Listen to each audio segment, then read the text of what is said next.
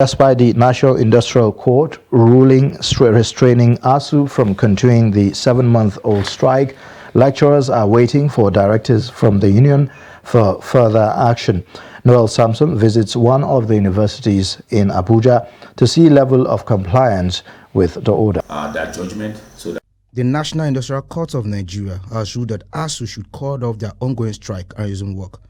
But a visit to this university that's always bustling with activities is eerily quiet, showing no sign of work resumption. Classrooms and most offices empty, enveloped in dust, and the once spacious environment that was covered with students and petty traders mingling with different activities is now covered with grass and termites. A lecturer in the university spoke on the court ruling. My personal opinion is that ASUU should actually appeal that judgment, so that by the time we get to the Supreme Court, we get the final verdict. Then at that time, because one thing we can assure you is that ASUU is law abiding.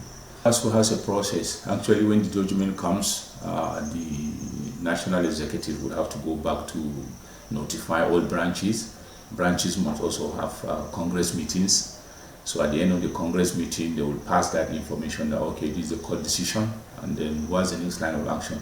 I'm sure it will be discussed exhaustively at all ASUU branches nationwide. With or without the strike, actually, lecturers come in. Like I come in today not because I'm complying with any order that the university should be open.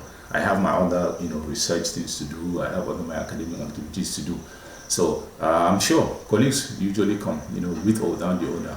But I don't really know, because the order just came in, I think, yesterday. So today is just the first day after the announcement of the order. So I wouldn't know, possibly. Some may just come to say, okay, what's happening? Moving from the academic, those petty traders who depend on the students to make a living said absence of academic activities has affected them negatively. If ASUU will respond to what the court say, because we staying back home, all this while has affected our business.